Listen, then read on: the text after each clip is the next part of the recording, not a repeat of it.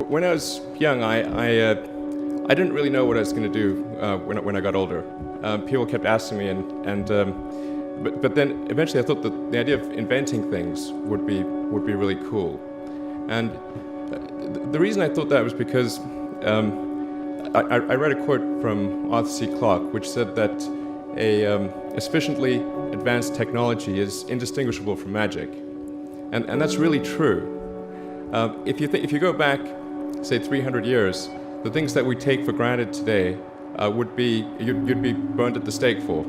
Being able to fly, being able to see over long distances, being able to communicate, and having access to all the world's information instantly from almost anywhere on the earth. This is stuff that really would be magic, or would be considered magic in times past. In fact, I think it actually goes beyond that, because there are many things that we take for granted today that weren't even imagined in times past. They weren't even in the realm of magic. So it actually goes beyond that.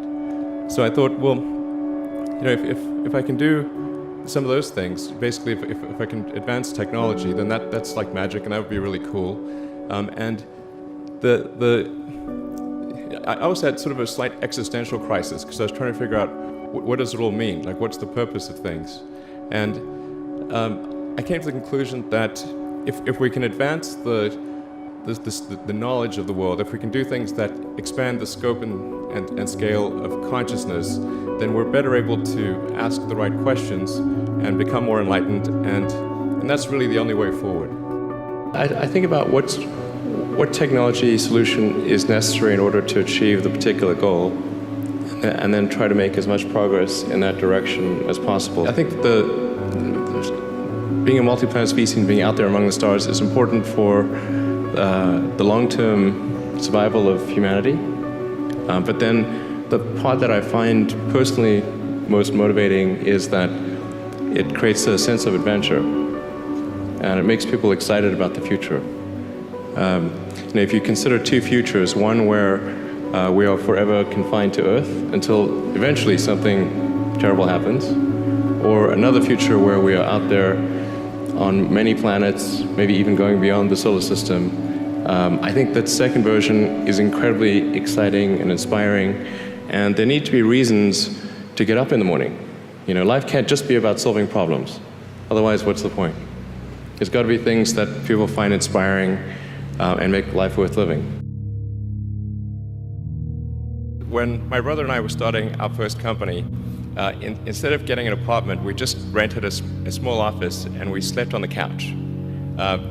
And we showered at the YMCA, and we're so hot up we had one computer, so the website was up during the day, and I was coding at night, 7 days a week, all the time.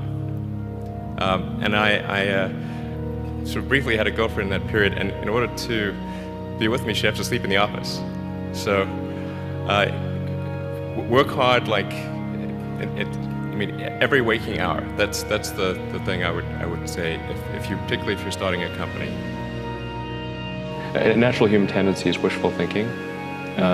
So a challenge for entrepreneurs is to say, well, what's the difference between really believing in your ideals and sticking to them versus pursuing some unrealistic dream that doesn't actually have merit? And that is a really difficult thing to tell you. Can you tell the difference between those two things? Right. So you need to be sort of very rigorous in your self-analysis. I think certainly extremely tenacious, and then just work like hell. You just have to put in 80 to 100-hour weeks every week. All those things improve the odds of success.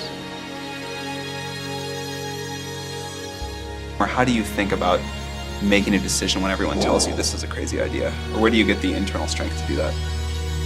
Well, first of all, I'd say I actually think I feel fear quite strongly. So it's not as though I just have the absence of fear. I feel it quite strongly. But there are just times when something is important enough, you believe in it enough, that you do it in spite of fear. People shouldn't think, well, I feel fear about this, and therefore I shouldn't do it. It's normal to feel fear. So you just feel it and let the importance of it drive you to do it anyway? If you just accept the probabilities, then That diminishes fear. Drive overrides fear. It's about believing in the future and thinking that the future will be better than the past. And I can't think of anything more exciting than going out there and being among the stars.